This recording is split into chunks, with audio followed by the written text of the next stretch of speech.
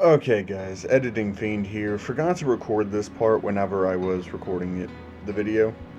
But anyway, let me know in what particular order do you guys want these videos. Have the thumbnails up on the screen, right? Which ones do you want in what order? Comment them down below. And just so you guys know, I'm apologizing that this part's not super long like I promised in the stream, but I had a better idea for a longer part, which will be the What If Takemichi Was a Toman Founder, which did win the poll, so will be the next series directly after Guts. Because Guts will be finishing up in about either the next part or 2 parts later. Guts will be over, and then we'll be moving on to Takemichi. And yes, I do plan to do a few more Naruto what ifs. Again, I'm just going to be 100% transparent. It is to help get the views back to the channel and build it back up slowly and slowly. And I just refuse to do anything My Hero related. So yeah, hope you guys enjoy the video. And yeah, peace. Alright guys, welcome back to another video. It is I, Crown Fiend, coming at you guys with another video, and as voted on, the next part to What If Denji Was Deathstroke. I hope you guys are ready, and let's go ahead and get into a quick recap because it's been a minute since this video, since the previous one. Anyways, so where we last left off, Denji was taken in by Slade, who then raised him up after killing all the Yakuza to honor Denji's mother's dying wish, which was to have Slade kill Denji. And after Denji and Pochina were ran through by Slade, Pochina gave Denji his heart and activated the power of the Chainsaw Devil, which ended up killing Slade. And now we pick up with What If Denji Was Deathstroke, Part 2. Denji would awaken on a bed, bandaged and put in a clean set of clothes. He'd hear someone talking on the phone, getting up and then seeing the drawstring on his chest. Denji would remember Pochina's sacrifice and compose himself before using his training to sneak up on the older woman and then hold her at sword point. Denji would ask her what she's doing in here and to explain herself. The woman would say her name is Adeline Kane. She was Slade's first wife. Denji would push his sword forward before Adeline would disarm him and attempt to grab the sword for Denji to only shoot her in the thigh, telling her to calm down and finish answering his question. Adeline would feel fear overcome her body. This young man was just as cruel as Slade. His eyes were devoid of any warmth. She'd continue to answer Denji, saying that she was Slade's handler since his old one died, and when Slade never checked back in or asked for another job, she got curious and went to find him. That led her here. After checking the house, she went into the basement, only to find it covered in blood everywhere and Slade dead on the floor. Before she left, she heard Denji muttering something, so she dragged him upstairs, stripped him down, and cleaned his wounds, bandaged him, and put on some new clothes. Denji would holster his gun, asking if she wanted revenge for him killing Slade. Adeline laughed and said, "Oh hell no. The only thing that sucks is that her client is dead," explaining to Denji about her history with Slade and all the lives he ruined, children he manipulated, and led to an early grave. Denji would then ask if she'd be his handler to help him get jobs that don't involve Slade's usual things. Adeline would say that she was actually coming with a job offer in hand as she shows Denji the file on the zombie devil while doctoring her wounds, saying it's a high-paying job and the location is out there in a small town, so there won't be many casualties of civilians or much property damage if things get ugly. Denji would say that devils aren't that hard to fight, and there won't be any collateral damage.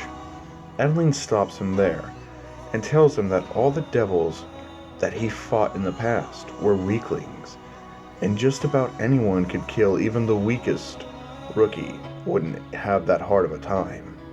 However, there are stronger demons that will be smarter, faster, stronger, and more cunning than others. Slade would have taught you this if you were his apprentice, said Adeline. Denji then snaps, his eyes filled with rage, and throws the table across the room, shouting that he was nothing more than a slave to Slade, some sick toy to build up for a challenge before killing him. He never cared for me at all. I ever was to him was entertainment, just something to pass the time before fulfilling my mother's request to kill me. Adeline grabs Denji and holds him, saying that a boy like him shouldn't have had to go through that. This is the first time anyone ever held Denji. The tears in his eyes would well up and flow down his face. Denji collapses and tells Adeline everything from the past 6 years. Adeline would cook food and sigh, saying that would be just like Slade. He never really had the guts to kill children, saying that was probably one of his only redeeming qualities with his morals. Denji would eat and ask to know more about the contract. Now settling down, Adeline would say that there's just one problem, that being that the contract is for Deathstroke, not Denji.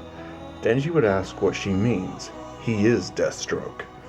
Adeline would ask if he's sure that he wants to go by that name.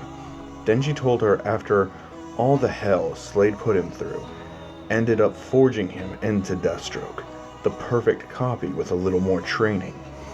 Besides, going as Deathstroke will let me draw out all his funds, weapon caches, and everything else Slade had, Denji said. Adeline would say, okay, so what suit will you use?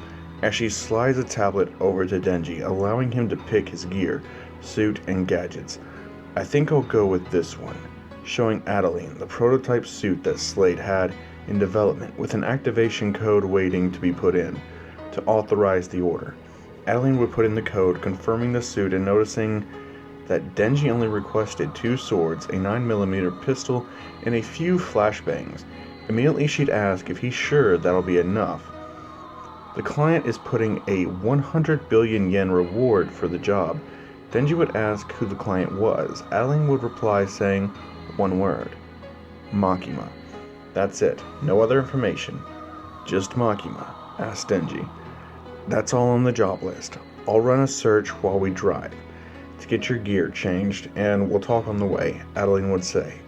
Denji would go to Slade's closet and grab a black suit and change.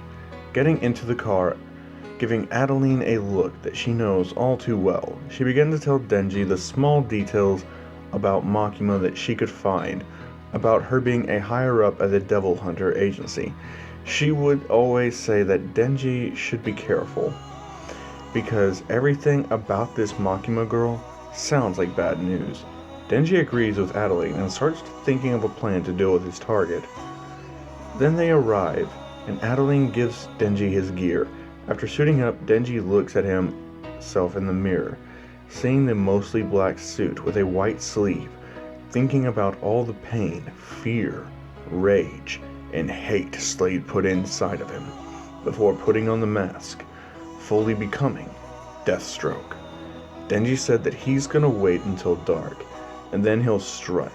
Until then, he goes around gathering information on devil sightings and missing people.